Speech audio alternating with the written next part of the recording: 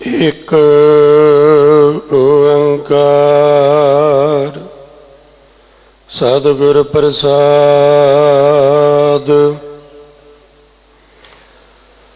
अगम दुर्गम गढ़ रचयो बास, जामह जोत करे परगास।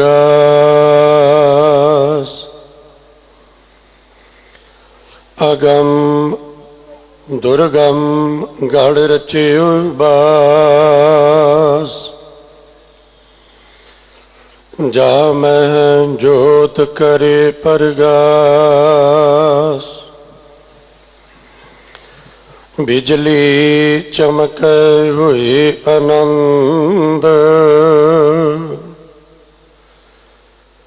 जेह पौड़े प्रभ बाल गोबिंद।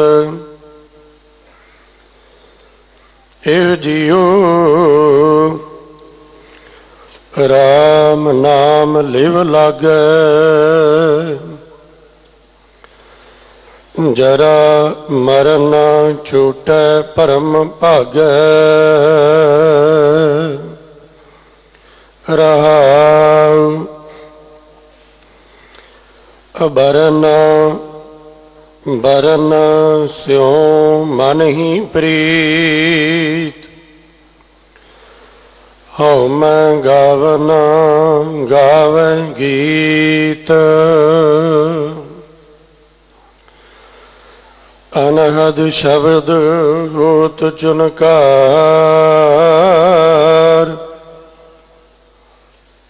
जेह पौड़े प्रभ श्री गोपाल।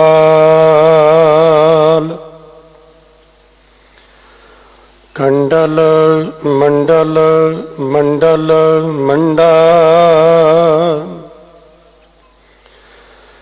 त्र्याय स्थान तीन त्र्या खंडा। अगम अगोचर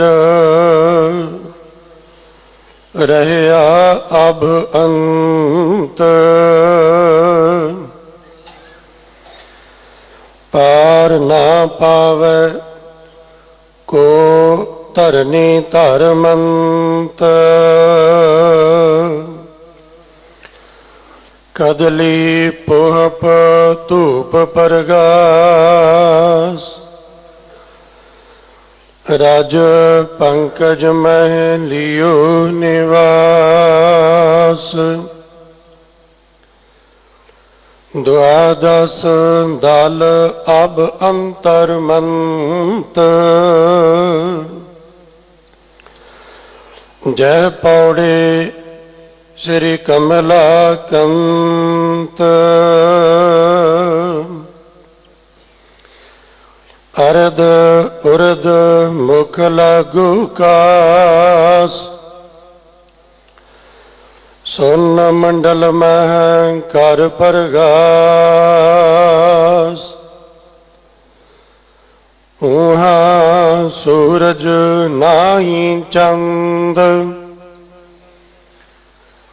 आद निरंजन करे आनंद। सो ब्रह्मांड पिंड सुजान, मान सरोवर कर इशनान। सोहं सो जाको है जाको लिपत ना हुई पुण्य और पाप। बरन बरन काम नहीं छाम, अवर न पाइय गुर की साम। टारी न टरै आवे न जाए, सुन सहज मैं रहो समाय। मन मधि जान जे कोई, जो बोले सो आपे गोय।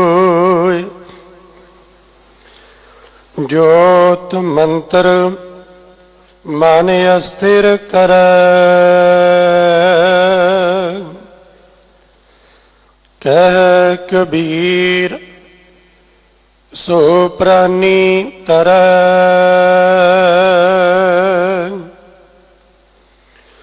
जोत मंत्र मन अस्थिर करे, कह कबीर सो प्राणी तरै।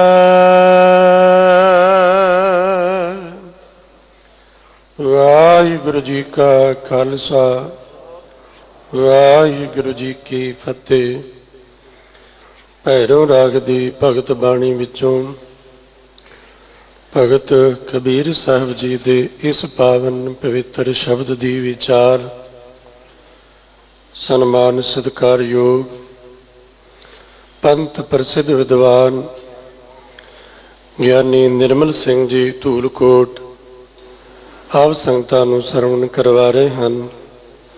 तिन्हां पासों प्यार सत्कार सहित गुरु की कथा का आनंद माणो जी। वाहिगुरु जी का खालसा, वाहिगुरु जी की फतेह। गुर बिन घोर अंधार, गुरु बिन समझ न आवे। गुर बिन सुरत ना सिद्ध, गुरु बिन मुक्त ना पावै। गुर कर सच विचार, गुरु कर रे मन मेरे। गुर कर शब्द सपन, अगन कटहै सब तेरे।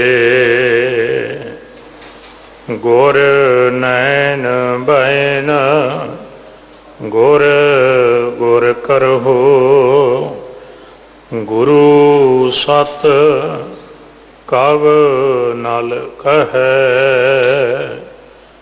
जिन गुरु ना देखियो नह कियो। ते अकथ संसार मह, मैं नहीं कछ हूँ नहीं। किश आहे ना मोरा, अवसर लज्जा राख लेहो। सदना जन तोरा, अवसर लज्जा राख लेहो। सदना जन तोरा। वालिए कुल आलम, ज्ञान के मुजस्मे गुणां के भंडार, मेहरामत के साई, बख्शिशां के दाते सतगुरु, जुगो जुग अटल धन धन श्री गुरु ग्रंथ साहिब जियां की पवित्र हजूरी अंदर अठवें गुरुदेव बाला प्रीतम धन धन श्री गुरु गुरु हरकृष्ण साहिब जियां के वरोसाई पावन मुकदस स्थान ते हाजरीन। देशां विदेशां अंदर मीडिया राही गुरु शब्द नाल जुड़ बैठे गुरु प्यार वालिओ, करो किरपालता साहिब के पावन चरणों च बेनती करिए। सतगुरु जी आप मेहरामत बख्शिश करके अमृत बाई अगाध बोध बाणी की विचार करवा लैन। असीस आप जी बख्शो, भावना प्यार शरधा ते सत्कार दे घर विच आओ। अदब सहित दोनों हथ जोड़ गुरु बख्शी फतेह बुलावो जी। वाहिगुरु जी का खालसा, ਵਾਹਿਗੁਰੂ ਜੀ ਕੀ ਫਤਿਹ। ਪਾਵਨ ਪਵਿੱਤਰ ਸ਼ਬਦ ਭਗਤ ਬਾਣੀ ਅੰਦਰ ਭੈਰੋ ਰਾਗ ਅੰਦਰ ਦਰਜ ਹੈ। ਪਾਵਨ ਪਵਿੱਤਰ ਸ਼ਬਦ ਭਗਤ ਕਬੀਰ ਸਾਹਿਬ ਜੀਆਂ ਦੀ ਮੁਬਾਰਕ ਰਸਨਾ ਤੋਂ ਉਚਾਰਨ ਕੀਤਾ ਹੋਇਆ ਹੈ। ਅਸ਼ਟਪਦੀ ਹੈ। ਅਸ਼ਟ ਸੰਸਕ੍ਰਿਤ ਵਿੱਚ 8 ਨੂੰ ਕਹਿੰਦੇ ਹੈ, ਕਿਉਂਕਿ ਸ਼ਬਦ ਲਮੇਰਾ ਹੈ। ਰਹਾਉ ਤੇ ਰੁਕ ਕੇ ਤੇ ਇਸ ਪਾਵਨ ਸ਼ਬਦ ਨੂੰ ਸਮਝਦਿਆਂ ਦੂਜੀ ਗੱਲ ਇਹ ਹੈ, ਬੜੇ ਧਿਆਨ ਨਾਲ ਸੁਣਨਾ। ਭਗਤ ਬਾਣੀ ਅੰਦਰ ਜਦੋਂ ਬਾਬਾ ਕਬੀਰ ਸਾਹਿਬ ਜਿੱਥੇ ਉਹ ਕਰਮ ਕਾਂਡ ਵਹਿਮਾਂ ਭਰਮਾਂ ਨੂੰ ਸਮਝਾਉਂਦੇ ਆ, ਰੱਬ ਦੇ ਨਾਮ ਦੀ ਗੱਲ ਕਰਦੇ ਨੇ, ਤੇ ਉਹਨਾਂ ਕੋਲ ਉਹ ਅਵਸਥਾ ਹੈ, ਅਬ ਤੋਂ ਜਾਏ ਚੜ੍ਹਾ ਹੈ ਸਿੰਘਾਸਣ, ਮਿਲਾ ਹੈ ਸਾਰੰਗ ਪਾਨੀ। ਉਹਨਾਂ ਨੇ ਆਪਣੀ ਰਸਨਾ ਤੋਂ ਆਪ ਮੰਨਿਆ ਵੀ ਦੁਨੀਆ ਨੂੰ ਪਤਾ ਹੀ ਨਹੀਂ ਲੱਗਦਾ ਵੀ ਕਬੀਰ ਕੌਣ ਹੈ ਤੇ ਰਾਮ ਕੌਣ ਹੈ। ਰਾਮ ਕਬੀਰਾ ਏਕ ਭਇਓ ਹੈ, ਕੋ ਨਾ ਸਕੈ ਪਛਾਨੀ। ਜਦੋਂ ਉਹਨਾਂ ਦੇ ਪਾਵਨ ਸਲੋਕ ਆਪਾਂ ਪੜ੍ਹਾਂਗੇ, ਜਿਨ੍ਹਾਂ ਦੀ ਗਿਣਤੀ 243 ਹੈ, 238 ਉਹਨਾਂ ਦੀ ਮੁਬਾਰਕ ਰਸਨਾ ਦੇ ਉਹਦੇ ਅੰਦਰ ਸਲੋਕ ਨੇ, 5 ਗੁਰੂ ਸਾਹਿਬ ਦੇ ਨਾਲ ਨੋਟ ਪਟੱਪ ਕੀਤੇ ਨੇ। ਉਹਦੇ ਅੰਦਰ 236 ਨੰਬਰ ਸਲੋਕ 'ਚ ਵੀ ਉਹਨਾਂ ਨੇ ਬਚਨ ਕਹੇ ਹੈ। ਕਹਿਣ ਲੱਗੇ ਮੈਨੂੰ ਪਤਾ ਹੀ ਨਹੀਂ ਲੱਗਦਾ ਵੀ ਮੈਂ ਰੱਬ 'ਚ ਰਹਿੰਦਾ ਕਿ ਰੱਬ ਮੇਰੇ 'ਚ ਰਹਿੰਦਾ ਹੈ। ਬੇਨਤੀ ਤਾਂ ਕਰ ਲੱਗੇ, ਪਾਵਨ ਸ਼ਬਦ ਦਾ ਇੱਕ ਤੇ ਲਮੇਰਾ ਹੈ, 34 ਪੰਕਤੀਆਂ ਬਣਨਗੀਆਂ, ਕਿਉਂਕਿ 8 ਪਦੇ ਤੇ ਸਮੌਲ ਅੰਦਰ ਛੋਟੀਆਂ 4 ਪੰਕਤੀਆਂ ਦਾ ਇੱਕ ਪਦਾ ਹੈ, 2 ਪੰਕਤੀਆਂ ਰਹਾਉ ਦੀਆਂ ਨੇ। ਲਮੇਰਾ ਸ਼ਬਦ ਹੈ ਕਹਿਣ ਤੋਂ ਭਾਵ। ਤੇ ਦੂਜੀ ਗੱਲ ਇਹ ਹੈ ਵੀ ਇਸ ਸ਼ਬਦ ਅੰਦਰ ਸਾਰੀ ਬਾਣੀ ਰੂਹਾਨੀਅਤ ਹੈ, ਸਪਿਰਚੁਅਲਿਜ਼ਮ ਹੈ। ਪਰ ਭਗਤ ਕਬੀਰ ਸਾਹਿਬ ਨੇ ਬੜੀ ਕਮਾਲ ਕੀਤੀ ਹੈ। ਇਹ ਸ਼ਬਦ ਦੀ ਸ਼ਬਦਾਵਲੀ ਅੰਦਰ ਜਿਹੜੇ ਸਿਆਣੇ ਸੱਜਣਾ ਨੇ ਸਮਝਣਾ ਹੋਵੇ, ਸੁਣ ਰਹੇ ਹੋ, ਇਹਦੇ ਅੰਦਰ ਰੂਪਕ ਅਲੰਕਾਰ ਵਰਤਿਆ ਹੋਇਆ। ਅਲੰਕਾਰ ਇਹਦੇ ਅੰਦਰ ਰੂਪਕ ਹੈ। ਅਸ਼ਟਪਦੀ 8 ਪਦਿਆਂ ਦਾ ਇਹ ਸ਼ਬਦ ਹੈ ਤੇ ਉਹਦੀ ਰਸਨਾ ਤੋਂ ਉਚਾਰਿਆ ਜਿਨ੍ਹਾਂ ਨੇ ਕਿਹਾ, ਸੁਣ ਸਖੀ ਪੀ ਮੈਂ ਜੀਓ ਬਸੈ, ਜੀ ਮਹਿ ਬਸੈ ਕੇ ਪੀਓ, ਜੀਓ ਪੀਓ ਬੂਝੋ ਨਹੀਂ, ਘਟ ਮੈਂ ਜੀਓ ਕੇ ਪੀਓ। ਕਹਿਣ ਲੱਗੇ ਹੁਣ ਪਤਾ ਹੀ ਨਹੀਂ ਲੱਗਦਾ ਵੀ ਮੈਂ ਰੱਬ 'ਚ ਰਹਿਣਾ ਕਿ ਰੱਬ ਮੇਰੇ 'ਚ ਹੈ। ਦੁਨੀਆ ਨੂੰ ਵੀ ਪਛਾਣ ਨਹੀਂ ਆਉਂਦੀ, ਆਪਣੇ ਆਪ ਨੂੰ ਵੀ ਪਤਾ ਨਹੀਂ। ਭਾਵ ਜਿਹੜੇ ਪ੍ਰਮਾਤਮਾ ਦਾ ਰੂਪ ਹੋ ਗਏ। ਤੇ ਸੰਗਤ ਜੀ, ਆਰੰਭ ਵਿੱਚ ਬੇਨਤੀ ਹੈ, ਪਰਮਾਤਮਾ ਦਾ ਭੇਦ ਪਾਉਣਾ ਸਮਝ ਲਾਂ ਉਹ ਗੱਲ ਹੋਰ ਹੈ, ਪਰ ਉਹਦੇ ਭੇਦ ਦਾ ਤੇ ਉਹਦੀ ਸਮਝ ਦਾ ਅੰਤ ਨਹੀਂ ਪਾਇਆ ਜਾ ਸਕਦਾ। ਜੇ ਪ੍ਰਭੂ ਦਾ ਅੰਤ ਨਹੀਂ ਪਾਇਆ ਜਾ ਸਕਦਾ, ਜਿਹੜੀ ਬੇਨਤੀ ਕਰਨੀ ਚਾਹੁੰਦਾ ਸੁਣਿਓ, ਤੇ ਫਿਰ ਜਿਹੜਾ ਪ੍ਰਭੂ ਵਿੱਚ ਇੱਕ ਮੈਂ ਕਹਾਂ ਉਹਦੇ ਬਚਨਾਂ ਦਾ ਅੰਤ ਆਪਾਂ ਕਿਵੇਂ ਪਾਵਾਂਗੇ। ਇਸ ਲਈ ਇਹ ਗੱਲ ਯਾਦ ਰੱਖਿਓ। ਇਸ ਸ਼ਬਦ ਅੰਦਰ ਭਗਤ ਕਬੀਰ ਸਾਹਿਬ ਜੀ ਮਿਹਰਮਤ ਕਰਦੇ ਨੇ, ਇੱਕ ਓੰਕਾਰ ਸਤਿਗੁਰ ਪ੍ਰਸਾਦ, ਇੱਕ ਪ੍ਰਭੂ ਪਰਮਾਤਮਾ ਹੈ ਜਿਹੜਾ ਇੱਕ ਰਸ ਵਿਆਪਕ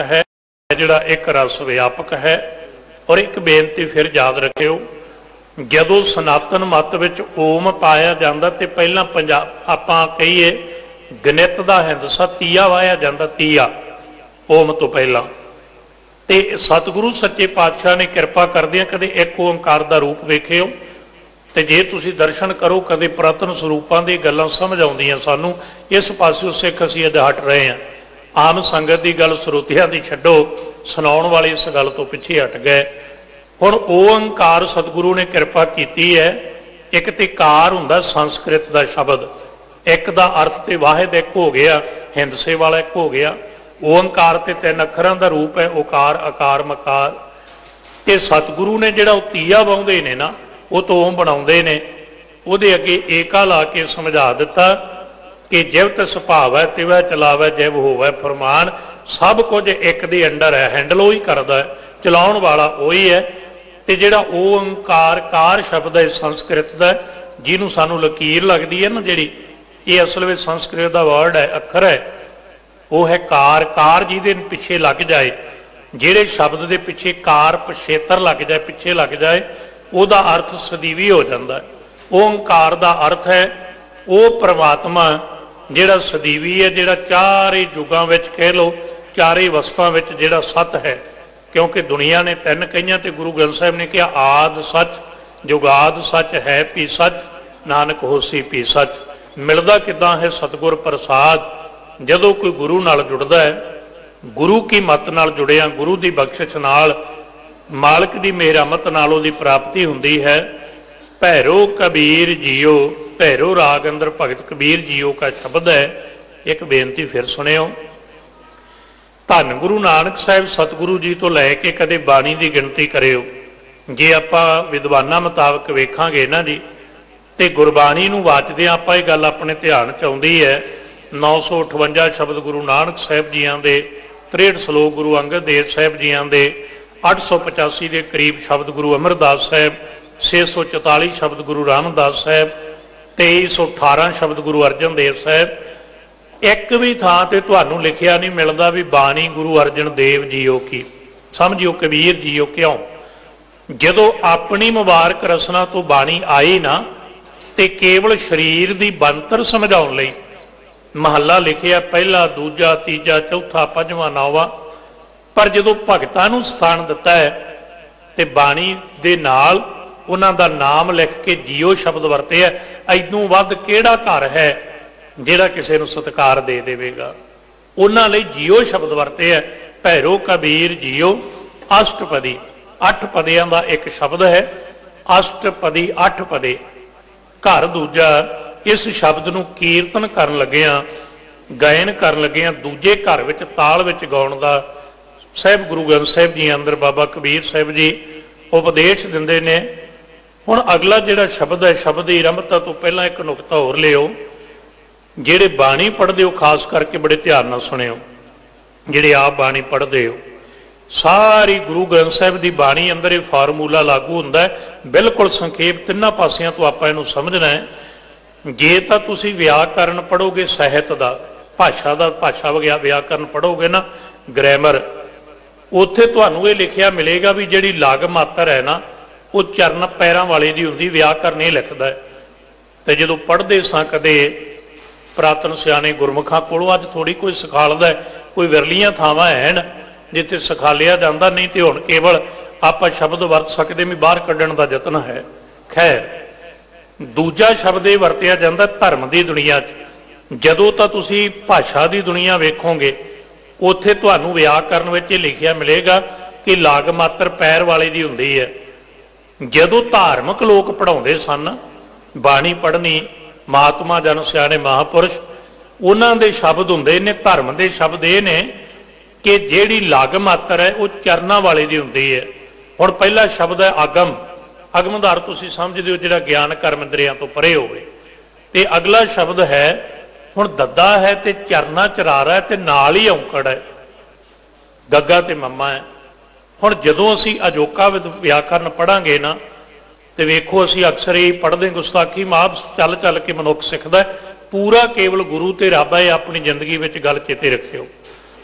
ਹੁਣ ਵੇਖੋ, ਦੱਦੇ ਦੇ ਚਰਨਾ ਚਰਾਰਾ ਹੈ ਤੇ ਵਿਆਕਰਨ ਮੁਤਾਬਕ, ਗ੍ਰਾਮਰ ਮੁਤਾਬਕ ਜਦੋਂ ਵੇਖੋਗੇ ਨਾ, ਤੇ ਜਿਹੜੀ ਦੱਦੇ ਦੀ ਔਂਕੜ ਹੈ ਉਹ ਰਾਰੇ ਨੂੰ ਚਲੀ ਜਾਣੀ ਹੈ, ਕਿਉਂਕਿ ਦੱਦੇ ਦੇ ਚਰਨਾ ਚਰਾਰਾ ਹੈ।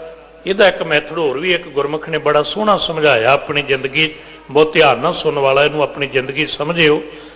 ਜਦੋਂ ਸਿੱਖ ਗੁਰੂ ਦੀ ਚਰਨੀ ਪੈਂਦਾ ਹੈ ਨਾ, ਤੇ ਜਦੋਂ ਕੋਈ ਭਾਵਨਾ ਨਾਲ ਚਰਨੀ ਪੈ ਜਾਏ, ਜੋ ਕੁਝ ਗੁਰੂ ਕੋਲੇ ਉਹ ਸਿੱਖ ਨੂੰ ਦੇ ਦਿੰਦਾ ਹੈ। ਸਾਰਾ ਇਤਿਹਾਸ ਇਹ ਗੱਲ ਦਾ ਗਵਾਹ ਹੈ ਨਾ।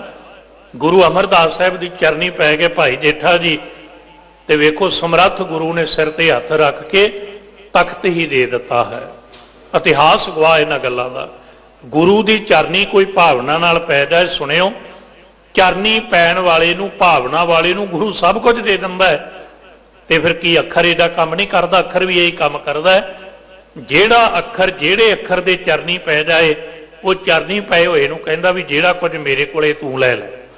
ਹੁਣ ਦੱਦੇ ਦੇ ਚਰਨਾਂ ਵਿੱਚ ਰਾਰਾ ਹੈ ਤੇ ਦੱਦੇ ਦਾ ਔਂਕੜ ਹੈ ਜਿਹੜਾ, ਇਹ ਰਾਰੇ ਨੂੰ ਚਲਿਆ ਜਾਂਦਾ। ਦੂਜੀ ਗੱਲ, ਜਿਹੜਾ ਚਰਨਾਂ ਵਾਲਾ ਅੱਖਰ ਹੁੰਦਾ ਉਹ ਅੱਧਾ ਹੁੰਦਾ ਹੈ, ਉਹਨੂੰ ਹਮੇਸ਼ਾ ਕਾਲਾ ਪੜ੍ਹੀਦਾ, ਤੇਜ਼ ਪੜ੍ਹੀਦਾ ਉਸ ਅੱਖਰ ਨੂੰ।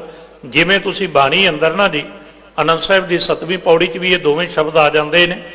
ਅਰਥ ਆਪਾਂ ਕਿਰਪਾ ਹੀ ਕਰਨੇ ਆ, ਪਰ ਜਦੋਂ ਅਸੀਂ ਕੱਕੇ ਨੂੰ ਸਿਹਾਰੀ ਹੋਵੇ, ਚਰਨਾ ਚਰਾਰਾ ਹੋਵੇ, ਪੱਪੇ ਨੂੰ ਕੰਨਾ ਹੋਵੇ, ਜਿਹਨੂੰ ਆਪਾਂ ਕਿਰਪਾ ਪੜਾਂਗੇ ਗੁਸਤਾਖੀ ਵਾਬ, ਇਹਦਾ ਜਿਹੜਾ ਉਚਾਰਨ ਹੈ ਗਲਤ ਹੋ ਜਾਏਗਾ, ਕਿਉਂਕਿ ਫਿਰ ਤੇ ਸਿਹਾਰੀ ਕੱਕੇ ਨੂੰ ਲਾ ਦਿੱਤੀ, ਉਹ ਤੇ ਰਾਰੇ ਦੀ ਸੀ। ਉਹਨੂੰ ਕਿਰਪਾ ਪੜੀਦਾ ਹੈ, ਅਰਥ ਉਹਦੇ ਕਿਰਪਾ ਹੀ ਹੁੰਦੇ ਨੇ, ਪੜੀਦਾ ਉਹਨੂੰ ਕਿਰਪਾ ਹੈ। ਗ੍ਰਾਮਰ ਮੁਤਾਬਕ ਵੀ, ਧਰਮ ਮੁਤਾਬਕ ਵੀ, ਤੇ ਗੁਰਮਤਿ ਦੇ ਸਿਧਾਂਤਾਂ ਮੁਤਾਬਕ ਵੀ ਆਪਾਂ ਤਿੰਨੇ ਗੱਲਾਂ ਸਮਝ ਲਈਆਂ। ਇਸ ਲਈ ਇਹ ਸ਼ਬਦ ਹੈ ਦਰਗਮ। ਦਰਗਮ ਦਾ ਅਰਥ ਹੁੰਦਾ ਹੈ ਜਿੱਥੇ ਪਹੁੰਚਣਾ ਕਠਨ ਹੋਵੇ, ਜਿੱਥੇ ਜਾਇਆ ਨਾ ਜਾ ਸਕੇ, ਦਰਗਮ, ਇਹਨੂੰ ਹੋਰ ਸੌਖਾ ਕਰਦੇ ਆ। ਸੁਖਮਨੀ ਸਾਹਿਬ ਆਪ ਜੀ ਪੜ੍ਹਦੇ ਹੋ, ਇੱਕ ਪੰਕਤੀ ਆਉਂਦੀ ਸੁਖਮਨੀ ਸਾਹਿਬ ਅੰਦਰ, ਜੋ ਵਸੁਦਾ ਕੋ ਖੋਦਾ ਕੋ ਚੰਦਨ ਲੇਪ। ਤੁਸੀਂ ਪੜ੍ਹਦੇ ਹੋ ਤੇ ਸੱਸੇ ਨੂੰ ਔਂਕੜ ਲੱਗਾ ਹੋਇਆ, ਪਰ ਤੁਸੀਂ ਕਦੇ ਵਸੁਧਾ ਨਹੀਂ ਪੜ੍ਹਦੇ, ਕਿਉਂਕਿ ਵਸੁਧੇ ਦਾ ਅਰਥ ਮੈਂਟਲ ਹੁੰਦਾ, ਕਮਲਾ ਹੁੰਦਾ। ਵਸੁਧਾ ਦਾ ਅਰਥ ਧਰਤੀ ਹੁੰਦਾ ਹੈ। ਬਿਲਕੁਲ ਜਿਵੇਂ ਉੱਥੇ ਔਂਕੜ ਸਾਇਲੈਂਸ ਹੋ ਗਿਆ ਨਾ, ਤੇ ਇਸੇ ਤਰੀਕੇ ਨਾਲ ਉਹ ਤੋਲ ਲਈ ਉੱਥੇ ਲਾਇਆ, ਉਹ ਕਾਬਲ ਲਈ ਲੋੜ ਹੈ ਉਸ ਔਂਕੜ ਦੀ, ਔਰ ਬੜੇ ਧਿਆਨ ਨਾਲ ਉਸ ਔਂਕੜ ਨੂੰ ਬੋਲਣਾ, ਬਿਲਕੁਲ ਹਲਕਾ, ਤੇ ਸ਼ਬਦ ਰਹਿ ਜਾਏਗਾ ਵਸੁਧਾ। ਖੈਰ, ਹੁਣ ਸਾਹਿਬ ਬਾਬਾ ਕਬੀਰ ਸਾਹਿਬ ਕਿਰਪਾ ਕਰਦੇ ਨੇ, ਅਗਮ ਦਰਗਮ ਗੜ ਰਚਿਓ ਬਾਸ। ਗੜ ਕਹਿੰਦੇ ਕਿਲੇ ਨੂੰ। ਕਹਿਣ ਲੱਗੇ ਜਿਹੜਾ ਵੀ ਰੱਬ ਦੇ ਨਾਮ ਨਾਲ ਜੁੜਦਾ, ਕਿਉਂਕਿ ਸ਼ਬਦੀਆਂ ਰਾਹੋਂ ਦੀਆਂ ਪੰਕਤੀਆਂ ਨੇ, ਇਹੋ ਜੀਓ ਰਾਮ ਨਾਮ ਲਿਵ ਲਾਗੈ। ਜਿਹੜਾ ਵੀ ਜੀਵ, ਜਿਹੜੀ ਵੀ ਜੀਵ ਆਤਮਾ ਪਰਮਾਤਮਾ ਦੇ ਨਾਮ ਨਾਲ ਜੁੜ ਜਾਂਦੀ ਹੈ, ਜਰਾ ਮਰਨ ਛੂਟੈ ਭਰਮ ਭਾਗੈ। ਜੀ ਆਪਾਂ ਸ਼ਬਦੀ ਅਰਥ ਕੀਤੇ ਨੇ, ਰਹਾਉ ਤੇ ਆ ਕੇ ਫਿਰ ਸਮਝਾਂਗੇ ਇਸ ਨੂੰ। ਜ਼ਰਾ ਕਹੀਏ ਬੁਢੇਪਾ, ਮਰਨ ਕਹੀਏ ਮੌਤ। ਉਹਦਾ ਬੁਢੇਪੇ ਦਾ ਡਰ ਤੇ ਮੌਤ ਦਾ ਡਰ ਹੈ ਜਿਹੜਾ ਭਰਮ ਭਾਗ ਹੈ, ਇਹ ਡਰ ਖਤਮ ਹੋ ਜਾਂਦਾ ਹੈ। ਜਿਹਦਾ ਡਰ ਇਹ ਖਤਮ ਹੋ ਗਿਆ, ਉਹਨੂੰ ਬਾਬਾ ਕਬੀਰ ਸਾਹਿਬ ਬਖਸ਼ਿਸ਼ ਕਰਦੇ ਨੇ, ਆਗਮ ਦਰਾਗਮ ਗੜ ਰਚਿਓ ਬਾਸ। ਕਹਿੰਦੇ ਉਹ ਰੱਬ ਦੇ ਨਾਮ ਜਪਣ ਵਾਲੇ ਨੇ ਇੱਕ ਐਸਾ ਕਿਲਾ ਬਣਾ ਲਿਆ ਜਿਹਦੇ ਤੱਕ ਵਕਾਰ ਨਹੀਂ ਜਾ ਸਕਦੇ। ਜਿਹਦੇ ਕੋਲੇ ਰੱਬ ਦਾ ਨਾਮ ਹੋਵੇ ਨਾ, ਤੁਸੀਂ ਸਿੱਖ ਇਤਿਹਾਸ ਪੜ੍ਹ ਕੇ ਵੇਖੋ, ਕੇਵਲ ਸਿੱਖ ਇਤਿਹਾਸ ਨਹੀਂ, ਹੋਰ ਜਿਹੜੇ ਰੱਬ ਦੇ ਪਿਆਰੇ ਕਿਸੇ ਵੀ ਮਜ਼ਹਬ ਧਰਮ ਅੰਦਰ, ਜਿਹਦੇ ਅੰਦਰ ਰੱਬ ਦਾ ਨਾਮ ਹੈ, ਵਕਾਰ ਉਹਦੇ ਕੋਲ ਆਏ, ਕਿਸੇ ਵਕਾਰਾਂ ਵਿੱਚ ਉਲਝਾਉਣ ਦਾ ਯਤਨ ਕੀਤਾ, ਪਰ ਉਹਨਾਂ ਤੇ ਅਸਰ ਨਹੀਂ ਕਰ ਸਕਿਆ। ਕਿਉਂ? ਕਿਉਂਕਿ ਹੁਣ ਉਹ ਉਸ ਅਵਸਥਾ ਵਿੱਚ ਰਹਿੰਦਾ ਹੈ ਜਿੱਥੇ ਉਹਦੇ ਕੋਲੇ ਕਿਲਾ ਹੈ, ਆਗਮ ਦਰਾਗਮ ਗੜ ਰਚਿਓ ਬਾਸ। ਤੇ ਦੂਜੀ ਗੱਲ ਉੱਥੇ ਹੁੰਦੀ ਹੈ, ਜਾ ਮੈਂ ਜੋਤ ਕਰੇ ਪ੍ਰਗਾਸ। ਇਹ ਕਿਲਾ ਕਿਹਦੇ ਅੰਦਰ ਬਣਿਆ ਹੈ? ਜਿਹਦੇ ਅੰਦਰ ਜੋਤ ਦਾ ਪ੍ਰਗਾਸ ਹੋ ਗਿਆ। ਕੱਲਾ ਕੱਲਾ ਸ਼ਬਦ ਧਿਆਨ ਮੰਗਦਾ ਹੈ, ਸਮਾਂ ਬੜਾ ਸੀਮਤ ਹੈ, ਸਭ ਦੇ ਹਿਸਾਬ ਨਾਲ ਸੁਣਿਓ। ਹੁਣ ਜੋਤ ਸਾਰਿਆਂ 'ਚ ਹੈ। ਆਪਾਂ ਕਹਾਂਗੇ ਵੀ ਆਪਾਂ ਨਾਲੇ ਪੜ੍ਹਦੇ ਹਾਂ, ਕਿਉਂਕਿ ਜੋਕੀ ਵਿਦਵਾਨੀ ਇਸ ਪਾਸੇ ਲੋਕ ਲਿਜਾਂਦੇ ਨੇ ਵੀ ਉੱਥੇ ਤੁਸੀਂ ਇਹੋ ਅਰਥ ਕਰਦੇ ਹੋ, ਪ੍ਰਕਰਨ ਮੁਤਾਬਕ ਅਰਥ ਹੋਣਗੇ। ਜਿਹੜਾ ਪ੍ਰਕਰਨ ਚੱਲ ਰਿਹਾ ਉਹਦੀ ਲਗਾਤਾਰਤਾ ਨਾਲ ਅਰਥ ਹੋਣਗੇ। ਜਾ ਮੈਂ ਜੋਤ ਕਰੇ ਪ੍ਰਗਾਸ। ਹੁਣ ਜੋਤ ਤਾਂ ਸਾਰਿਆਂ 'ਚ ਹੈ ਨਾ ਪਰਮਾਤਮਾ ਦੀ, ਪਰ ਸੰਗਤ ਜੀ ਜਿੱਥੇ ਗੁਰੂ ਦਾ ਬਚਨ ਟਿਕ ਜਾਏ, ਬੜੇ ਧਿਆਨ ਨਾਲ ਸੁਣਨਾ, ਉੱਥੇ ਜੋਤ ਪ੍ਰਗਟ ਹੋ ਜਾਂਦੀ ਹੈ। ਸੋਹਿਲਾ ਸਾਹਿਬ ਪੜ੍ਹਦੇ ਹੋ ਤੇ ਖਿਆਲ ਨਾਲ ਪੜ੍ਹਿਓ, ਗੁਰ ਸਾਖੀ ਜੋਤ ਪ੍ਰਗਟ ਹੋਏ। ਗੁਰੂ ਦੀ ਸਿੱਖਿਆ ਨਾਲ ਜੁੜ ਕੇ ਜਾ ਮੈਂ ਜੋਤ ਕਰੇ ਪ੍ਰਗਾਸ, ਜੋਤ ਪ੍ਰਗਟ ਹੁੰਦੀ ਹੈ। ਇੱਕ ਬੇਨਤੀ ਹੋਰ ਸੁਣਿਓ, ਜਿਹਦੇ ਅੰਦਰ ਜੋਤ ਪ੍ਰਗਟ ਹੋ ਗਈ, ਸਾਹਿਬ ਨੇ ਕਿਹਾ ਪ੍ਰਗਟਿਓ ਜੋਤ ਸਹਿਜ ਸੁਖ ਸੋਭਾ ਬਾਜੇ ਅਨਹਤ ਬਾਨੀ, ਕਹੋ ਨਾਨਕ ਨਿਹਚਲ ਕਰ ਬਾਂਧਿਓ ਗੁਰ ਕੀਓ ਬੰਧਨ। ਜਿਹਦੇ ਅੰਦਰ ਜੋਤ ਪ੍ਰਗਾਸ ਹੋ ਗਈ, ਜੋਤ ਪ੍ਰਗਾਸ ਹੋਣਾ ਅੰਦਰ ਪ੍ਰਭੂ ਨਾਮ ਦਾ ਚਾਨਣ ਹੋ ਜਾਣਾ। ਇੱਥੇ ਵੀ ਇੱਕ ਬੇਨਤੀ ਹੋਰ ਸੁਣਿਓ ਜੀ ਪਿਆਰ ਨਾਲ। ਦੋ ਗੱਲਾਂ ਦਾ ਗਹਿਰਾ ਸੰਬੰਧ ਹੈ, ਗਿਆਨ ਦਾ ਤੇ ਵਸਤੂ ਦਾ। ਤੁਹਾਨੂੰ ਕਿਸੇ ਵਸਤੂ ਨੂੰ ਲੈਣਾ ਹੈ ਨਾ, ਪਕੜਨਾ ਹੈ, ਉਹਦੀ ਪਹਿਲਾਂ ਦਿੱਖ ਹੋਣੀ ਚਾਹੀਦੀ ਹੈ, ਉਹਦੀ ਪਹਿਲਾਂ ਸਮਝ ਹੋਣੀ ਚਾਹੀਦੀ। ਗੁਰੂ ਦਾ ਸ਼ਬਦ ਗਿਆਨ ਪ੍ਰਗਾਸ ਕਰਦਾ, ਜੋਤ ਪ੍ਰਗਾਸ ਕਰਦਾ ਹੈ, ਤੇ ਫਿਰ ਜੋਤ ਪ੍ਰਗਾਸ ਨਾਲ ਜਿਹੜਾ ਹਿਰਦੇ ਵਿੱਚ ਪ੍ਰਭੂ ਪਰਮਾਤਮਾ ਬੈਠਾ ਹੈ, ਉਹਦੇ ਨਾਲ ਮਿਲਾਪ ਹੋ ਜਾਂਦਾ ਹੈ। ਮਿਲਾਪ ਲਈ ਪ੍ਰਕਾਸ਼ ਦਾ ਹੋਣਾ ਲਾਜ਼ਮੀ ਹੈ ਨਾ। ਜਿਹੜੇ ਘਰ 'ਚ ਆਪਾਂ ਰੋਜ਼ ਰਹਿੰਦੇ ਆ, ਤੇ ਜੇ ਉਹ ਕਮਰੇ 'ਚ ਹਨੇਰਾ ਹੋ ਜਾਏ ਤੇ ਆਪਣੇ ਬਿੱਡਾਂ 'ਚ ਹੀ ਬੰਦਾ ਵੱਜਦਾ ਫਿਰਦਾ ਹੈ, ਉਹਦਾ ਕਾਰਨ ਕੀ ਆ? ਕਿਉਂਕਿ ਹਨੇਰਾ ਹੋ ਗਿਆ। ਜਦੋਂ ਗੁਰੂ ਦਾ ਸ਼ਬਦ ਜਿਹਦੇ ਅੰਦਰ ਟਿਕ ਗਿਆ, ਉਹਨੇ ਐਸਾ ਕਿਲਾ ਬਣਾ ਲਿਆ, ਜਾ ਮੈਂ ਜੋਤ ਕਰੇ ਪ੍ਰਗਾਸ। ਉਹ ਕਿਲੇ ਅੰਦਰ ਹੁਣ ਰੱਬੀ ਨਾਮ ਦੀ ਜੋਤ ਦਾ ਪ੍ਰਗਾਸ ਹੈ। ਹੁਣ ਇਹਦੀ ਅਵਸਥਾ ਦੱਸੀ ਹੈ, ਬੜੇ ਧਿਆਨ ਨਾਲ ਸੁਣਿਓ। ਬਿਜਲੀ ਚਮਕੈ ਹੋਏ ਆਨੰਦ, ਇਹ ਹੈ ਰੂਪ ਕਾ ਅਲੰਕਾਰ। ਕਿਸੇ ਚੀਜ਼ ਦੇ ਰੂਪ ਦੇ ਅਲੰਕਾਰ ਨੂੰ ਬੰਨਣਾ, ਉਹਦੇ ਰੂਪ ਦੀ ਉਦਾਹਰਨ ਲੈਣੀ, ਤਸ਼ਬੀਹ ਦੇਣੀ। ਇੱਕ ਨਾਲ ਫਿਰ ਬੇਨਤੀ ਸੁਣਿਓ, ਕਮਾਲ ਦੇ ਬਚਨ ਨੇ। ਇਹੀ ਸ਼ਬਦ ਕਿਉਂ ਵਰਤਿਆ ਵੀ ਬਿਜਲੀ ਚਮਕੈ? ਹੁਣ ਬੜੋ ਬਹੁਤ ਧਿਆਨ ਨਾਲ ਸੁਣਿਓ, ਦੋ ਗੱਲਾਂ ਹੁੰਦੀਆਂ। ਅੱਜ ਤੋਂ ਬਾਅਦ ਵੇਖਿਓ ਜਦੋਂ ਅਸਮਾਨੀ ਬਿਜਲੀ ਚਮਕਦੀ ਹੈ ਨਾ, ਪਹਿਲਾਂ ਤਾਂ ਮੈਂ ਇਹ ਬੇਨਤੀ ਕਰਦਿਆਂ ਕੇਵਲ ਅੱਧੇ ਮਿੰਟ ਵਿੱਚ, ਕਦੇ ਵੀ ਬੰਦਾ ਮਾਨ ਨਾ ਕਰੇ। ਅੱਜ ਬੰਦਾ ਯਤਨ ਕਰਦਾ ਨਾ ਆਪਣੀ ਬੁੱਧੀ ਨਾਲ ਰੱਬ ਨੂੰ ਸਮਝਦਿਆਂ, ਪਰ ਕਦੇ ਨਹੀਂ ਸਮਝਿਆ ਜਾਣਾ। ਬਾਬਾ ਕਬੀਰ ਸਾਹਿਬ ਨੂੰ ਪੁੱਛ ਲਓ, ਉਹਨਾਂ ਦਾ ਸ਼ਬਦ ਹੈ, ਕਹਿਣ ਲੱਗੇ ਜਿੰਨੀ ਦੇਰ ਮੈਂ ਆਪਣੀ ਅਕਲ ਤੇ ਮਾਣ ਕਰਦਾ ਸੀ, ਉਨੀ ਦੇਰ ਤੱਕ ਮੈਨੂੰ ਰੱਬੀ ਬਲ ਨਹੀਂ ਮਿਲਿਆ, ਆਤਮਿਕ ਬਲ ਨਹੀਂ ਮਿਲਿਆ। ਜਦੋਂ ਮੈਂ ਆਪਣੀ ਬੁੱਧ ਛੱਡ ਦਿੱਤੀ, ਉਦੋਂ ਮੈਨੂੰ ਰੱਬੀ ਬਲ ਮਿਲ ਗਿਆ। ਜਬ ਬੁੱਧ ਹੋਤੀ ਤਬ ਬਲ ਕੈਸਾ, अब बुद्ध बल ना खटाई, कहे कबीर बुद्ध हर लई मेरी, बुद्ध बदली सिद्ध पाई। अपनी बुद्ध हंकारी बुद्ध हुंदी है, अपनी मत हौमे दी मत हुंदी है, गुरु दी मत निमरता दी मत है, प्यार दी मत है, मनुखता नाल ते प्रभु नाल प्यार दी खेड है। खैर बिजली चमकै होए आनंद, जिहड़ी नाल बेनती कर लगा ना, बिजली जदों चमकदी है ना समानी, तुसीं आपां उहदे वल झाक नहीं सकदे, उहदे वल झाती नहीं पा सकदे। जे कदे अचनचेत चमक जाए जिधर आपां झाक रही हो, ध्यान दिया जे, ते की हुंदा है, कुछ सैकड़ां लई सानूं सब कुछ दिसना बंद हो जाता है। ये शब्द क्यों वरतिया भी बिजली चमकै होए आनंद? बिजली दे चमकण नाल किहड़ा आनंद हुंदा है? दो काम हुंदे जदों बिजली चमकदी है। पहलां तां बिजली चमकी ते दिसना बंद हो गया, दूजा उहदी गरज इन्नी सी, उहदा खड़ाक एडा सी, बाकी सब कुछ सुननों बंद हो गया। केवल अपने दिल की धड़कन कई बार सुन लग जाती है। क्यों? जदों बिजली चमकी बाहरों दिसना भी बंद, बाहरों सुनना भी बंद, केवल अपना अंदर सुन हो गया। असल विच जदों कोई रब के नाम नाल जुड़ जाता है ना, उदों नूं ये अवस्था मिलती है, उन्होंने बाहर के पदार्थ भी दिसने बंद हो गए, उन्होंने बाहर की ऊच नीच दिसनी भी बंद हो गई। उन्होंने मैं इत्थों तक बेनती करा, यह भी दिसना बंद हो गया भी ये किहड़े धर्म का है, किहड़े धर्म का है। उन्होंने सारियां च एक जोत दिसदी है। उन्होंने फिर निंदिया भी सुननी चंगी नहीं लगती, निंदिया सुननों भी कन्न बंद हो गए। वो केवल ते केवल अपने आनंद विच जुड़े है। तां शब्द वरतिया रूप अलंकार दा, बिजली चमकै होए आनंद। बाबा कबीर साहब जी कहते इत्थे ही बस नहीं, समा इतना भगत नामदेव साहब का बड़ा प्यारा शब्द है, जब देखा तब गावां तौ जन धीरज पावां। फिर शब्द उन्होंने कहा, नाद समाए लोरे सतगुर भेटे ले देवा। ਉਹਦਾ फिर रहाउ तो बाद जिक्र किया उन्होंने, कह लगे तह झिलमिलकार बजंता, तह अनहद शब्द बजंता, ज्योति जोत समानी मैं गुर प्रसादी जानी, रतन कमल कोठड़ी। उन्होंने फिर शब्द कहा, चमकारै बिजली तही। कह लगे मैं उहदी गल करदा जिथे जाके अंदर प्रकाश ही प्रकाश है। प्रकाश भी ऐसा है जिवें बिजली की चमक है, वो प्रकाश ना जुड़िया ना बाहर की दुनिया के दृश्य चंगे लगते हैं, ना गीत कवत चंगे लगते हैं। हुण तह अनहद शब्द बजंता, ते जिथे अनहद शब्द वजदा है, जिथे वो धुन वजदी है, सतगुरु ने कहा वाजे पंच शब्द तित घर सुभग।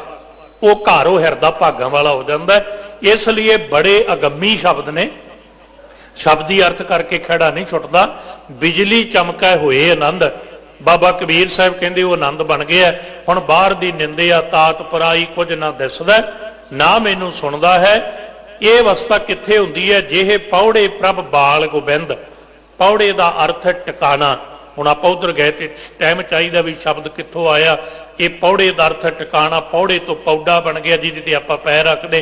हुण पौड़ियां कह दिंदे, पुराने बजुर्ग पौड़े कह दिंदे सी पौड़ियां नूं।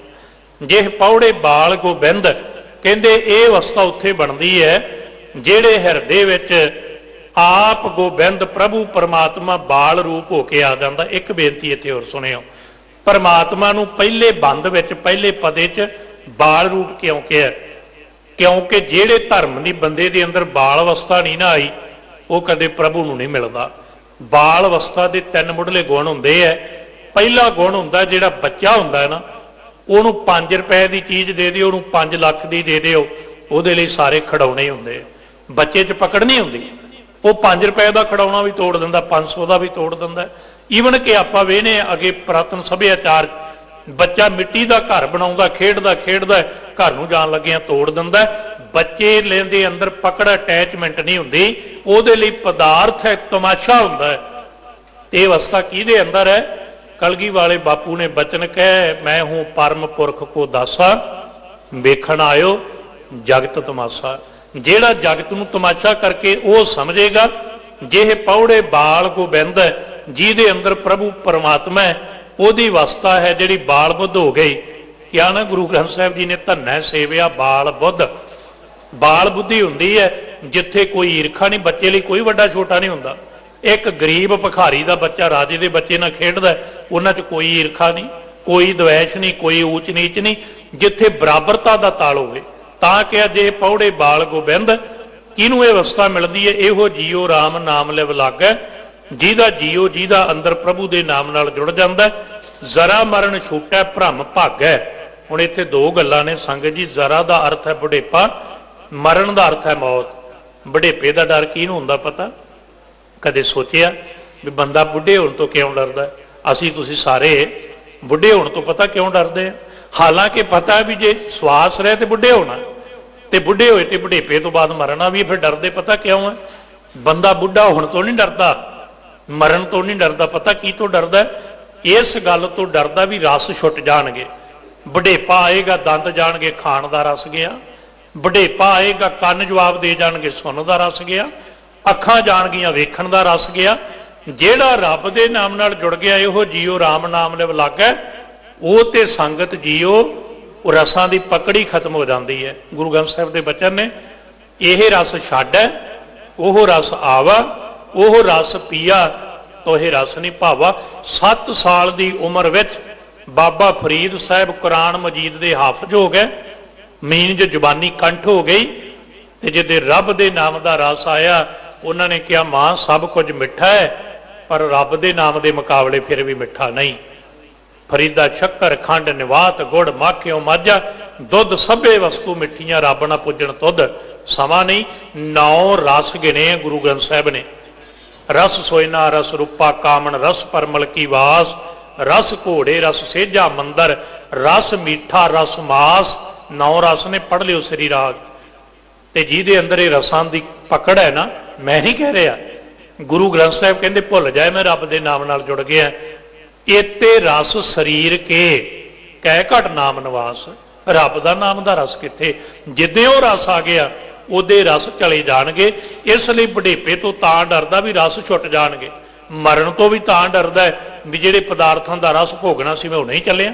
दुनिया तुसीं आम ही सुणदे हो भी कोई ऐसी उम्र चला जाता, लोग कहते हुण ते इहदा सुख लैण दा समां सी। जरूरी नहीं है भी पदार्थ घरे ते सुख मिल जाणगे, ये ते करन दीयां गल्लां हुंदियां। सुख ते केवल है, सब सुख दाता राम है। गुरु तेग बहादुर साहब, दूसर ना है न कोई, दूजा ते कोई है ही नहीं। सुख है जिहड़ा जपदा है सतनाम श्री वाहिगुरू, उहदे विच सुख है। ते साहब ने कहा जिहड़ा जुड़ गया जरा मरण छूटै भ्रम भागै रहाओ, ठहराओ दे के साहब किरपा करते हैं। अबारन बारन स्यो मन ही प्रीत, ਉਹਦੇ ਲਈ ਹੁਣ ਅਬਾਰਨ ਤੇ ਬਰਨ, ਊਚ ਨੀਚ ਵੱਡਾ ਛੋਟਾ ਖਤਮ ਹੋ ਗਿਆ। ਮਨ ਵਿੱਚ ਪ੍ਰਭੂ ਦੀ ਪ੍ਰੀਤ ਹੈ। ਪਰ ਸੰਗਤ ਜੀ, ਜਿਹਦੇ ਅੰਦਰ ਅਬਾਰਨ ਬਰਨ ਦੀ ਪ੍ਰੀਤ ਹੈ, ਉੱਚੇ ਨੀਵੇਂ ਦੀ ਪ੍ਰੀਤ ਹੈ, ਭਾਵ ਕਿ ਮੈਂ ਵੱਡਾ ਫਲਾਨਾ ਛੋਟਾ, ਦੁਨੀਆ 'ਚ ਅੱਜ ਬੰਦਾ ਹੀ ਕਹਿੰਦਾ ਮੈਂ ਸਭ ਤੋਂ ਵੱਡਾ। ਜਿਹੜਾ ਰੱਬ ਦੇ ਨਾਮ ਨਾਲ ਜੁੜ ਗਿਆ ਉਹ ਉਲਟਾ ਹੋਣਾ ਸ਼ੁਰੂ ਹੋ ਜਾਂਦਾ ਹੈ, ਉਹਦੀ ਮੱਤ ਉੱਚੀ ਹੋਣੀ ਸ਼ੁਰੂ ਹੋ ਜਾਂਦੀ ਹੈ, ਮਨ ਨੀਵਾਂ ਹੋਣਾ ਸ਼ੁਰੂ ਹੋ ਜਾਂਦਾ। ਅਰਦਾਸ ਇਹੀ ਕਹਿੰਦੀ ਹੈ ਨਾ, ਸਿੱਖਾਂ ਦਾ ਮਨ ਨੀਵਾਂ मत उची। मत उची होएगी परमात्मा वाल चलेगी, मन नीवा होएगा तो मिटना शुरू हो जाएगा।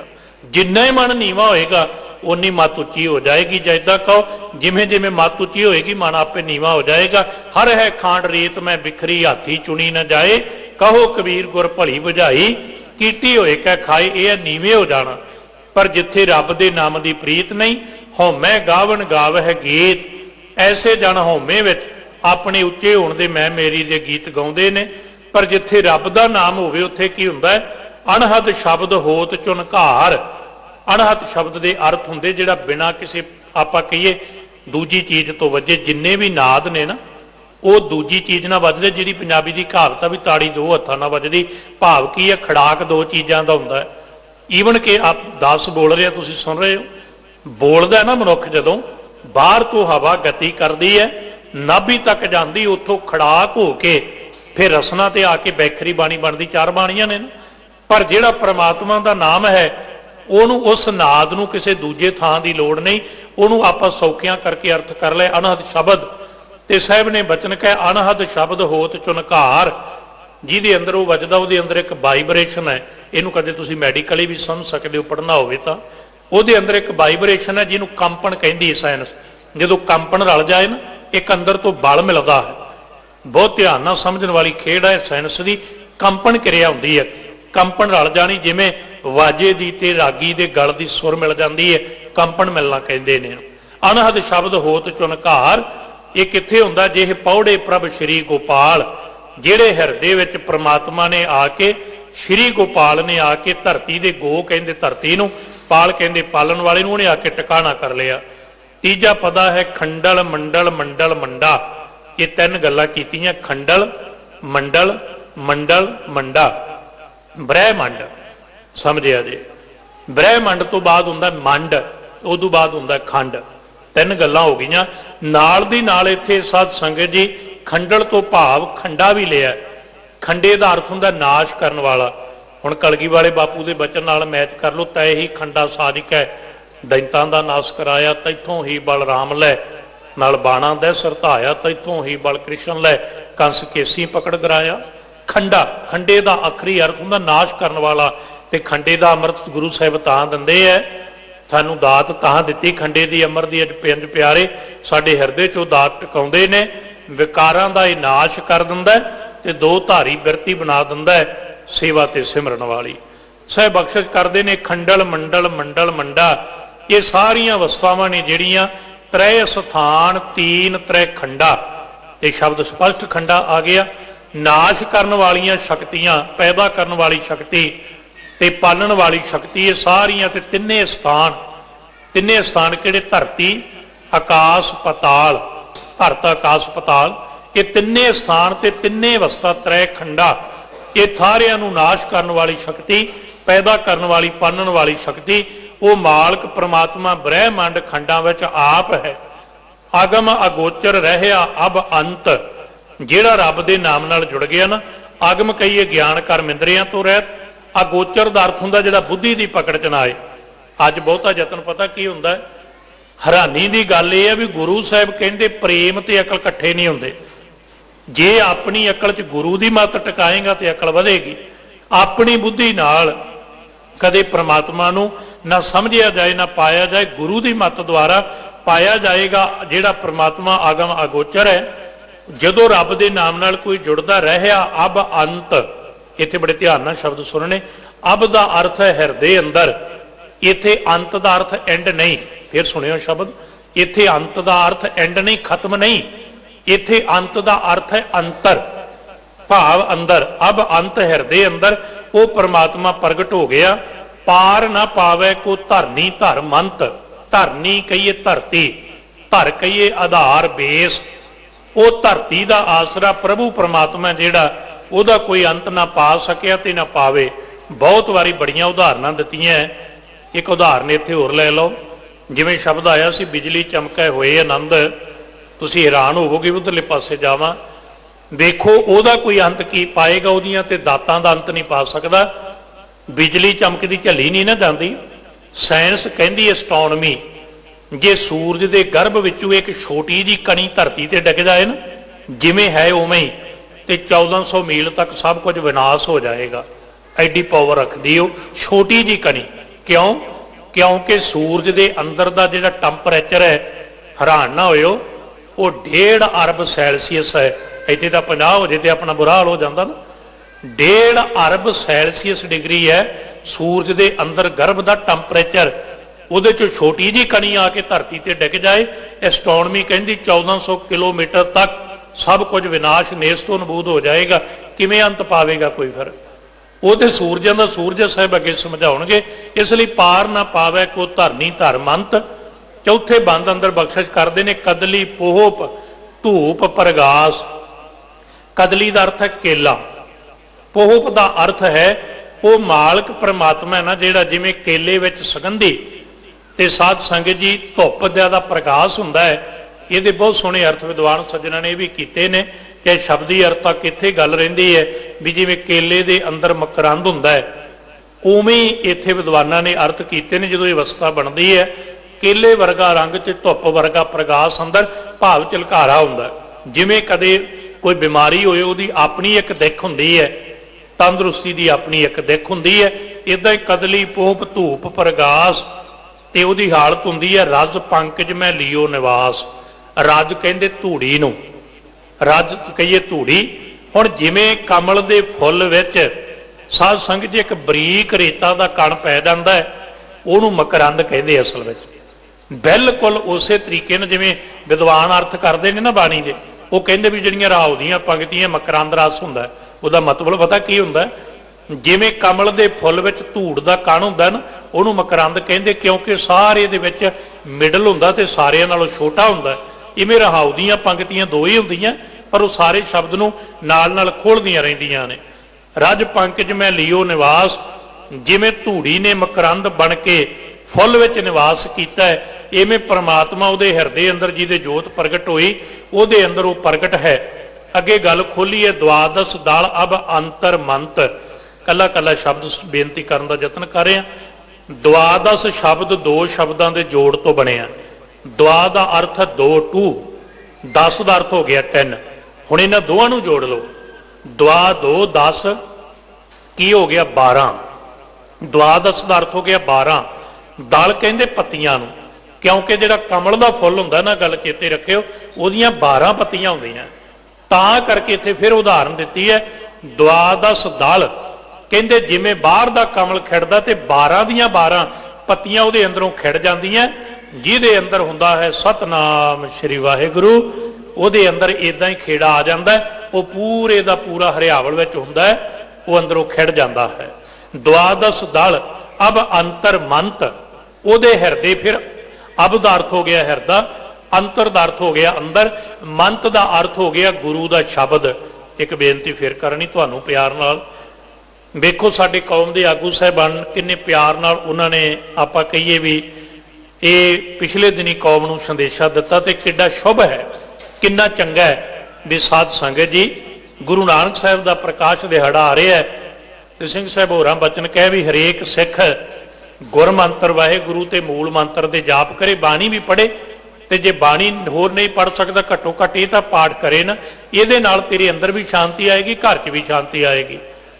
ਤੇ ਜਿਹੜੇ ਮੇਰੇ ਵਰਗੇ 7 ਜਮਾਤਾਂ ਪੜ੍ਹੇ ਵਿਦਵਾਨ ਬਣੇ ਨਾ, ਉਹ ਕਹਿੰਦੇ ਵੇਖੋ ਜੀ ਇਹ ਵੀ ਗੱਲ ਗਲਤ ਹੋ ਗਈ। ਇਹਦਾ ਮਤਲਬ ਹੁਣ ਕੌਮ ਦੇ ਆਗੂ ਇਹ ਕਿਆ ਕਰਨ ਵੀ ਇੱਕ ਦੂਜੇ ਦੀ ਭੰਡੀ ਕਰੋ। ਵੇਖੋ ਸ਼ਬਦ ਜਪਣ ਨੂੰ ਕਿਹਾ ਨਾ ਵਾਹਿਗੁਰੂ, ਉਹਨਾਂ ਇਹ ਤਾਂ ਨਹੀਂ ਕਿਹਾ ਵੀ ਮੇਰਾ ਨਾਮ ਜਪੋ, ਉਹਨਾਂ ਨੇ ਮੂਲ ਮੰਤਰ ਜਪਣ ਨੂੰ ਕਿਹਾ ਨਾ। ਤੇ ਅੱਜ ਦੇ ਬੰਦਿਆਂ ਨੂੰ ਇਹ ਵੀ ਚੰਗਾ ਨਹੀਂ ਲੱਗਦਾ। ਹਾਲਾਂਕਿ ਤੁਸੀਂ ਹੈਰਾਨ ਹੋਵੋਗੇ, ਕਦੇ ਮਨੋਵਿਗਿਆਨ ਪੜ੍ਹ ਕੇ ਵੇਖਿਓ, ਸਾਈਕਾਲੋਜੀਕਲੀ ਗੁਰੂ ਗ੍ਰੰਥ ਸਾਹਿਬ ਨੇ ਗੱਲ ਦਾ ਪ੍ਰਮਾਣ ਦਿੱਤਾ ਹੈ ਵੀ ਜਿੱਥੇ ਸ਼ਬਦ ਵਰਤਨ ਲੱਗ ਜਾਏ ਉੱਥੋਂ ਝਗੜੇ ਵੀ ਖਤਮ ਹੋ ਜਾਂਦੇ ਨੇ। ਜਹੇ ਹਰ ਸਿਮਰਨ ਭਇਆ ਤਹੇ ਉਪਾਦ ਗਤ ਕੀਨੀ, ਗਤ ਕਹਿੰਦੇ ਸੰਸਕ੍ਰਿਤ ਵਿੱਚ ਚਲੇ ਜਾਣ ਨੂੰ। ਜਹੇ ਹਰ ਸਿਮਰਨ ਭਇਆ ਤਹੇ ਉਪਾਦ ਗਤ ਕੀਨੀ, ਵੱਡ ਭਾਗੀ ਹਰ ਜਪਣਾ ਜਨ ਨਾਨਕ ਕੋ ਗੁਰ, ਇਹ ਮੱਤ ਦੀਨੀ। ਗੁਰੂ ਸਾਹਿਬ ਇਹ ਮੱਤ ਦੇਈ ਜਾਂਦੇ ਕਿਹੜੀ? ਕਿ ਜਪ ਹਰ ਭਵ ਜਲ ਤਰਨਾ। ਤੇ ਅੱਜ ਕੌਮ ਦੇ ਆਗੂ ਜਪਣ ਨੂੰ ਕਹਿੰਦੇ, ਇਸ ਲਈ 2-4 ਪੜ੍ਹੇ ਬੰਦੇ ਵਿਦਵਾਨ ਹੋ ਕੇ ਕਹਿੰਦੇ ਇਹ ਵੀ ਗਲਤ ਹੈ। ਬਿਲਕੁਲ ਨਹੀਂ। ਜਪ ਦਾ ਗੁਰਮਤਿ ਵਿੱਚ ਮਹੱਤਵ ਹੈ। ਜਪੋ ਵਾਹਿਗੁਰੂ, ਜਪੋ ਮੂਲ ਮੰਤਰ, ਜਪੋ ਬਾਣੀ ਦਾ ਜਪ, ਇਹ ਸਾਡੇ ਅੰਦਰ ਨੂੰ ਸ਼ਾਂਤੀ ਦੇਵੇਗਾ। ਜਿਹਦੇ ਅੰਦਰ ਸ਼ਾਂਤੀ ਹੈ ਉਹਨੂੰ ਦੁਨੀਆ ਦਾ ਕੋਈ ਤੜਫਾ ਨਹੀਂ ਸਕਿਆ। ਦੇਗਿਆਂ 'ਚ ਵੀ ਉਬਾਲੇ ਉਹ ਤਾਂ ਵੀ ਨਹੀਂ ਤੜਫੇ, ਤਾਂ ਵੀ ਵਾਹਿਗੁਰੂ ਜਪਿਆ ਹੈ। ਇਸ ਲਈ ਕਿਹਨਾਂ ਨੇ, ਜਿਨ੍ਹਾਂ ਤੇ ਮਿਹਰ ਅਮਤ ਹੋ ਗਈ। ਦੁਆਦਸ ਦਾਲਾ ਬ ਅੰਤਰ ਮੰਤ, ਕਿੱਥੇ ਕਿਰਪਾ ਹੁੰਦੀ? ਜਿਹੇ ਪੌੜੇ ਸ਼੍ਰੀ ਕਮਲਾ ਕੰਤ। ਕਮਲਾ ਕੰਤ ਦੇ ਅਖਰੀ ਅਰਥ ਨੇ ਲక్ష్ਮੀ ਦਾ ਪਤੀ, ਭਾਵ ਮਾਇਆ ਦਾ ਰਚਨਹਾਰ ਪ੍ਰਭੂ ਪਰਮਾਤਮਾ, ਜਿਹੜੇ ਹਿਰਦੇ ਵਿੱਚ ਟਿਕਾਣਾ ਕਰ ਲੈਂਦਾ ਹੈ। ਉਹਨੂੰ ਅਵਸਥਾ ਅੱਗੇ ਮਿਲਦੀ ਹੈ। ਅਰਧ ਉਰਧ ਮੁਖ ਲਾਗੂ ਕਾਸ਼, ਕੱਕੇ ਕੰਨਾ ਸੱਸੇ ਔਂਕੜ ਕਾਸ। ਕਾਸ ਦਾ ਇੱਥੇ ਅਰਥ ਹੈ, ਇੱਥੇ ਅਰਧ ਸ਼ਬਦ ਦਾ ਮੰਤਰ ਵਰਤਿਆ, ਅਰਧ ਸ਼ਬਦ ਦਾ ਮੈਥਡ ਵਰਤਿਆ। ਕਾਸ਼ ਦਾ ਅਰਥ ਹੈ ਫਿਰ ਪ੍ਰਕਾਸ਼, ਲਾਈਟ, ਨੂਰ, ਚਾਨਣ, ਰੌਸ਼ਨੀ। ਉਹਦੇ ਅੰਦਰ ਬਾਹਰ ਮੁਖ, ਹਰੇਕ ਥਾਂ ਤੇ ਭਾਵ ਸਰੀਰ ਅੰਦਰ ਪ੍ਰਕਾਸ਼, ਗਿਆਨ ਨਾਲੋਂ ਜੁੜਿਆ, ਗੁਰੂ ਦੇ ਸ਼ਬਦ ਨਾਲ ਜੁੜਿਆ। ਤੇ ਅਵਸਥਾ ਕੀ ਹੈ? ਸੁੰਨ ਮੰਡਲ ਮੈਂ ਕਰ ਪ੍ਰਗਾਸ। ਹੁਣ ਉਹ ਸੁੰਨ ਮੰਡਲ ਵਿੱਚ, ਸੁੰਨ ਮੰਡਲ ਕਿਹਨੂੰ ਕਹਿੰਦੇ ਪਤਾ? ਜਿਹਨੂੰ ਅਸੀਂ ਆਦ ਸੱਚ ਕਹਿੰਦੇ ਨਾ, ਇਹ ਸੁੰਨ ਮੰਡਲ ਹੈ। ਜੁਗਾਦ ਸੱਚ ਤਾਂ ਉਦੋਂ ਬਣਦਾ ਜੁਗ ਜਮਾਂ ਆਦ, ਜਦੋਂ ਸਮੇਂ ਦੀ ਰਮਤਾ ਹੋ ਗਈ, ਕਹਿ ਲਓ ਸ੍ਰਿਸ਼ਟੀ ਦੀ ਰਮਤਾ ਹੋ ਗਈ, ਉਹਨੂੰ ਕਹਿੰਦੇ ਜੁਗਾਦ ਸੱਚ। ਭਾਵ ਦੁਨੀਆ ਅੰਦਰ ਵੀ ਸੱਚ, ਅੱਜ ਵੀ ਸੱਚ। ਆਦ ਸੱਚ ਸੁੰਨ ਮੰਡਲ। ਕਿਹੜਾ ਸੁੰਨ ਮੰਡਲ? ਅਰਬਦ ਨਰਬਦ ਧੰਦੂ ਕਾਰਾ, ਧਰਨਾ ਗਗਨਾ ਹੁਕਮ ਪਾਰਾ, ਨਾ ਦਿਨ ਰਹਿਣ ਨਾ ਚੰਦ ਨਾ ਸੂਰਜ, ਸੁੰਨ ਸਮਾਧ ਲਗਾਏਂਦਾ।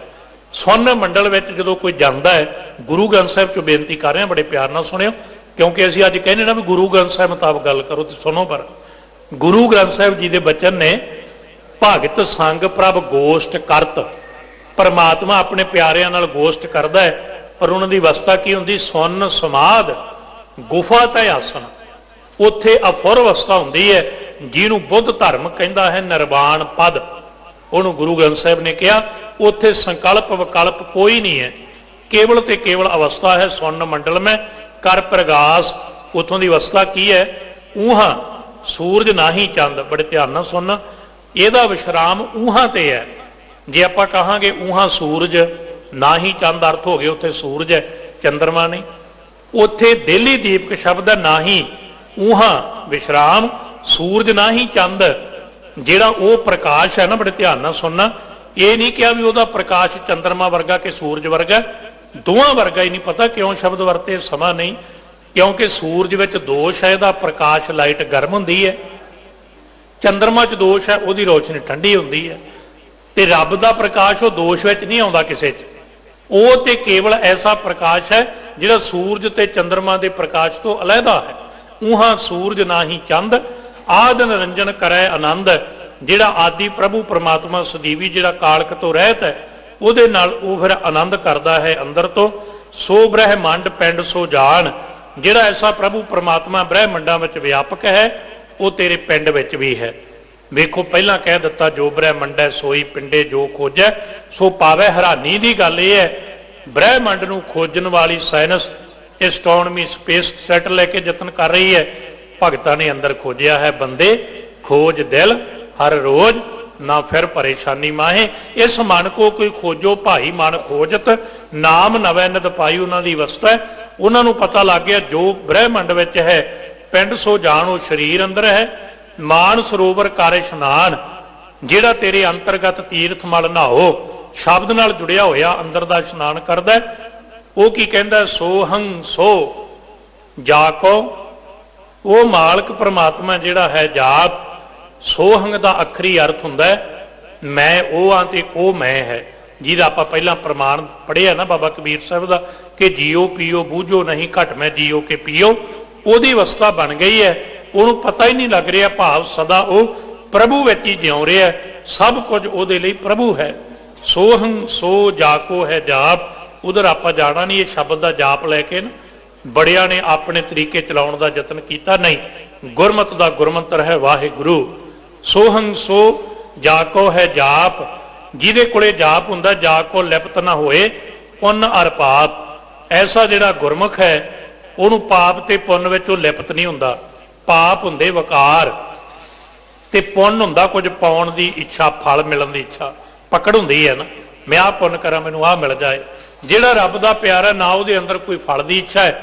ਕਾਹੂ ਫਲ ਕੀ ਇੱਛਾ ਨਹੀਂ ਬਾਛੈ ਕੇਵਲ ਭਗਤ ਕੀਰਤਨ ਸੰਗ ਰਾਚੈ। ਉਹਦੀ ਅਵਸਥਾ ਹੈ ਤੇ ਪਾਪਾਂ ਤੋਂ ਵਿਕਾਰਾਂ ਤੋਂ ਉਹ ਪਰੇ ਹੋ ਜਾਂਦਾ ਹੈ।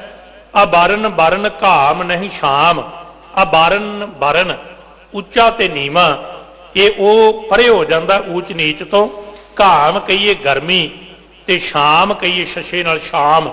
ਜਿਹੜਾ ਆਪਾਂ ਸ਼ਾਮ ਸ਼ਬਦ ਸੱਸੇ ਨਾਲ ਪੜ੍ਹਨੇ ਨਾ, ਇਹਦਾ ਅਰਥ ਹੁੰਦਾ ਛਾਂ ਦੀ ਮਾਂ। ਇਹ ਤੋਂ ਸ਼ਬਦ ਬਣਿਆ ਸ਼ਾਮ, ਭਾਵ ਜਦੋਂ ਸਦਾ ਹੀ ਛਾਂ ਹੋ ਜਾਏ ਉਹਨੂੰ ਛਾਂ ਦੀ ਮਾਂ ਸ਼ਾਮ ਕਹਿੰਦੇ ਨੇ। ਘਾਮ ਦਾ ਅਰਥ ਹੁੰਦਾ ਗਰਮੀ। ਜਿਹੜਾ ਰੱਬ ਦੇ ਨਾਮ ਨਾਲ ਜੁੜ ਗਿਆ ਉਹਦੀ ਜ਼ਿੰਦਗੀ 'ਚ ਕਿੰਨੀ ਗਰਮੀ ਭਾਵ ਦੁੱਖ ਆਉਣ, ਉਹ ਦੁੱਖ ਨੂੰ ਦੁਖੀ ਨਹੀਂ ਕਰਦੇ।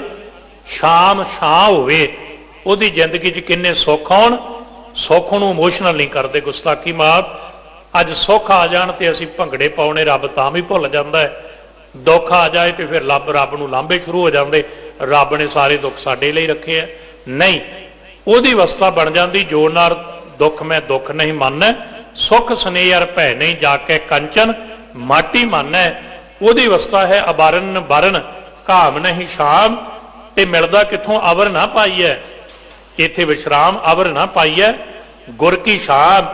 ਜਿੱਥੇ ਤੁਸੀਂ ਧੰਨ ਗੁਰੂ ਹਰਿਕ੍ਰਿਸ਼ਨ ਸਾਹਿਬ ਗੁਰੂ ਗ੍ਰੰਥ ਸਾਹਿਬ ਦੇ ਚਰਨਾਂ 'ਚ ਆਏ ਹੋ, ਇਹ ਇੱਥੋਂ ਮਿਲਦਾ ਹੈ, ਇਹ ਹੋਰ ਥਾਂ ਤੋਂ ਮਿਲਦਾ ਨਹੀਂ। ਅਸੀਂ ਥਾਂ ਹੋਰ ਲੱਭ ਲੈ। ਅਸੀਂ ਯਤਨ ਕਰਦੇ ਹਾਂ ਵੀ ਗੁਰੂ ਲਈ ਟਾਈਮ ਕੱਢੀਏ ਨਾ ਕੱਢੀਏ, ਤੇ ਜਦੋਂ ਰੋਗ ਲੱਗ ਜਾਣ ਗੁਸਤਾਖੀ ਦੀ ਮਾਫੀ ਫਿਰ ਹਸਪਤਾਲਾਂ ਲਈ ਤੇ ਕੱਢਦਾ ਹੀ ਹੈ ਨਾ। ਪਹਿਲਾਂ ਹੀ ਯਤਨ ਕਰ, ਬੇਨਤੀ ਕਰ ਸੱਚੇ ਪਾਤਸ਼ਾਹ ਦੇ ਚਰਨਾਂ ਅੰਦਰ, ਜਿਹਦੇ ਲਈ ਰੋਜ਼ ਕਲਗੀ ਵਾਲੇ ਦਾ ਬਚਨ ਪੜ੍ਹਦਾ ਸ਼੍ਰੀ ਹਰਿਕ੍ਰਿਸ਼ਨ ਤੇ ਆਈਐ ਜਿਸ ਡਿਠੈ ਸਭ ਦੁੱਖ ਜਾਏ। ਉਹਦੇ ਚਰਨਾਂ ਵਿੱਚ ਆ, ਉਹਦੇ ਚਰਨਾਂ ਵਿੱਚ ਆ ਕੇ ਬੇਨਤੀ ਕਰ। ਇਹ ਸਾਰੀਆਂ ਅਵਸਥਾ ਉਹਦੇ ਚਰਨਾਂ ਚੋਂ ਮਿਲਦੀਆਂ। ਅਵਰ ਨਾ ਪਾਈਐ, ਨਹੀਂ ਤੇ ਗੁਰੂ ਤੋਂ ਬਿਨਾਂ ਕਿਤੋਂ ਹੋਰ ਮਿਲਣੀਆਂ ਨਹੀਂ। ਗੁਰ ਕੀ ਸ਼ਾਮ ਇੱਥੇ ਅਰਥ ਹੈ ਗੁਰੂ ਦੀ ਸ਼ਰਨ ਤੋਂ ਬਿਨਾਂ। ਤੇ ਸਿੱਖਾਂ ਨੇ ਤਾਂ ਜੋ ਸੁਖ ਪ੍ਰਭ ਗੋਬਿੰਦ ਕੀ ਬਰੀਆ ਸੋ ਸੁਖ ਰਾਜ ਨਾ ਲਹੀਐ। ਤੁਸੀਂ ਇਸ ਧਰਤੀ ਤੇ ਬੈਠੇ ਹੋ, ਰਾਜਾਂ ਦੀ ਪਰਵਾਹ ਛੱਡ ਕੇ ਗੁਰੂ ਦੀ ਸ਼ਰਨੀ ਛੱਡੀ।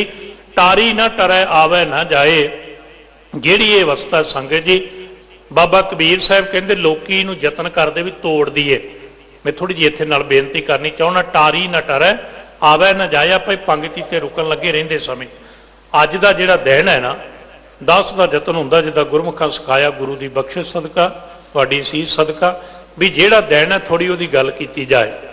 4 ਨਵੰਬਰ ਦਾ ਤੁਹਾਨੂੰ ਪਤਾ ਸਿੱਖੀ ਨਾਲ ਕਿੰਨਾ ਗਹਿਰਾ ਸੰਬੰਧ ਹੈ। ਪਹਿਲੀ ਗੱਲ ਤਾਂ 1748 ਤੋਂ ਲੈ ਕੇ 1753 ਤੱਕ ਮੀਰ ਮਨੂੰ ਲਾਹੌਰ ਦਾ ਗਵਰਨਰ ਰਿਹਾ। ਯਾਦ ਰੱਖਿਆ ਜੇ ਖਾਨ ਬਹਾਦਰ ਜ਼ਕਰੀਏ ਤੋਂ ਬਾਅਦ।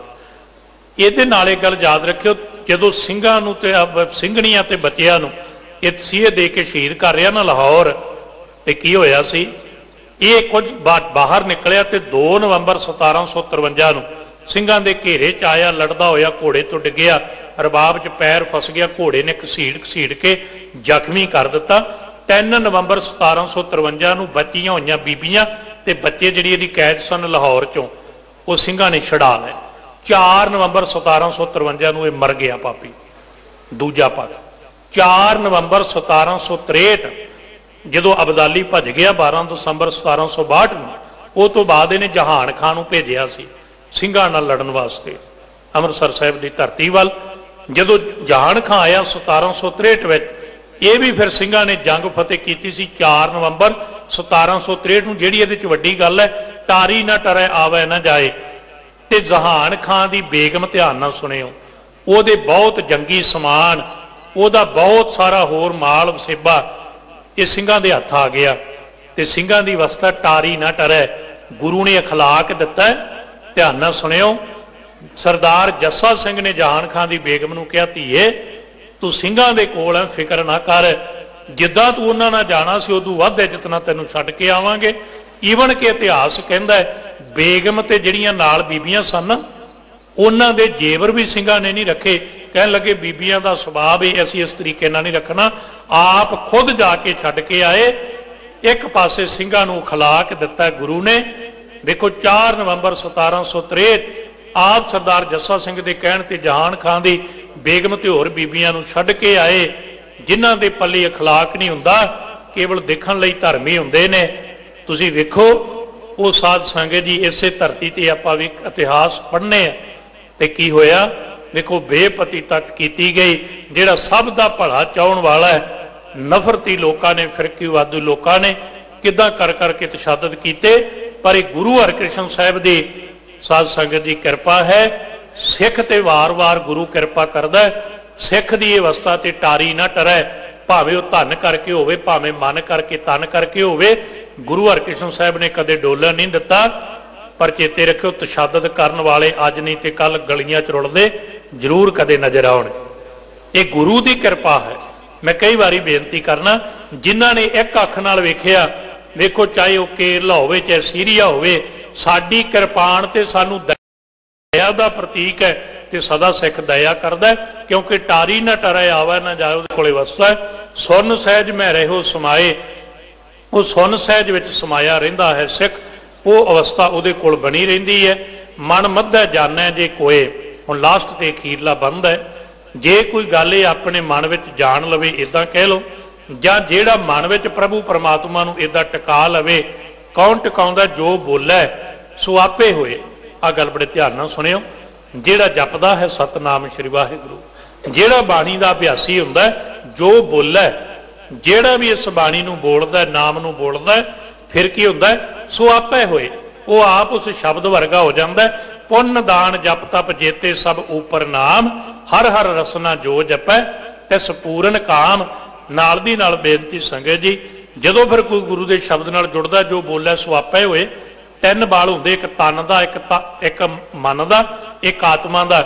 ਆਤਮਾ ਦਾ ਬਲ ਨਾਮ ਬਾਣੀ ਦੇ ਅਭਿਆਸ, ਸੇਵਾ ਸਿਮਰਨ ਚੋਂ ਮਿਲਦਾ ਹੈ। ਅੱਜ ਸਾਡਾ ਇਤਿਹਾਸ ਕਦੇ ਐਸੇ ਪ੍ਰਚਾਰਕਾਂ ਤੋਂ ਬੁਲਾ ਕੇ ਵਿਗਾੜਿਆ ਜਾ ਰਿਹਾ, ਕਦੇ ਅਖੌਤੀ ਵਿਦਵਾਨਾਂ ਤੋਂ ਲਿਖਾ ਕੇ ਵਿਗਾੜਿਆ ਜਾ ਰਿਹਾ, ਤੇ ਗੱਲ ਸਕੂਲਾਂ ਦੇ ਬੱਚਿਆਂ ਤੱਕ ਪਹੁੰਚ ਗਈ।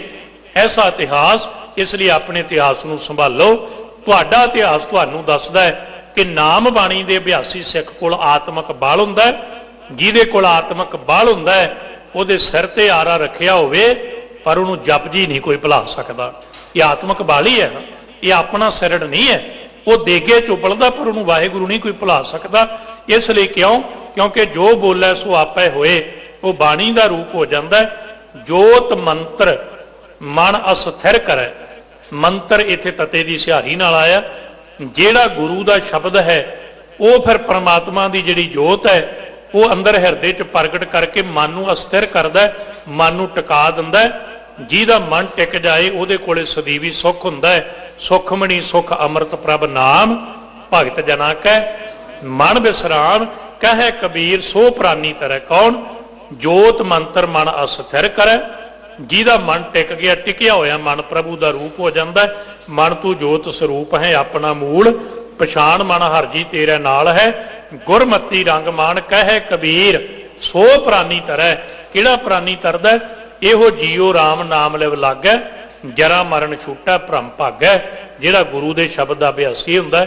आओ संगत जी रब के नाम नाल जुड़िए, गुरमंत्र बाणी के अभ्यासी होइए, नाम बाणी वाला जीवन बनाइए।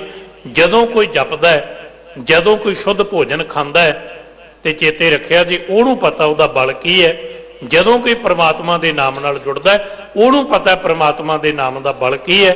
जदों फिर बेनती सुनियो, तन ते मन तो उपर कोई आत्मक बल नाल जुड़ जाता है।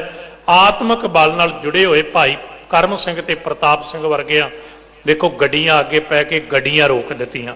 ये शरीरां दे बल सन। ये वो बल है जिन्हों बाबा कबीर साहब जी ने कहा, कहे कबीर बुद्ध हर लई मेरी बुद्ध बदली सद पाई।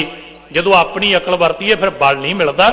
बल मिलता है गुरु के शब्द नाल जुड़िया, गुरु के बचन नाल जुड़िया।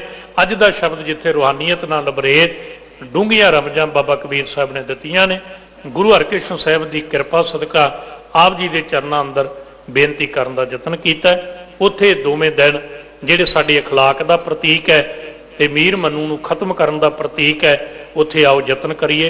इकत्तर होके साध संगत जी गुरु के शब्द नाल जुड़ के इकत्तर होके चलिए, ताकि गुरु ग्रंथ साहब मेरामत करन, साडा तुहाडा सब दा जीवन सफल हो जाए। धन गुरु ग्रंथ साहब जी का कोटान कोट धन्नवाद, समुचे प्रबंधक जनां दा धन्नवाद, गुरु के वजीर साहिबान आप साध संगत का धन्नवाद। भुलां दास दियां समझ के छड्ड देनियां, बचन साहिब दे जान के हरदियां ते वसा लए ने। देहो सज्जन आसीसड़ियां, जो होवै साहिब स्यो मेल। वाहिगुरु जी का खालसा, वाहिगुरु जी की फतेह। राम कली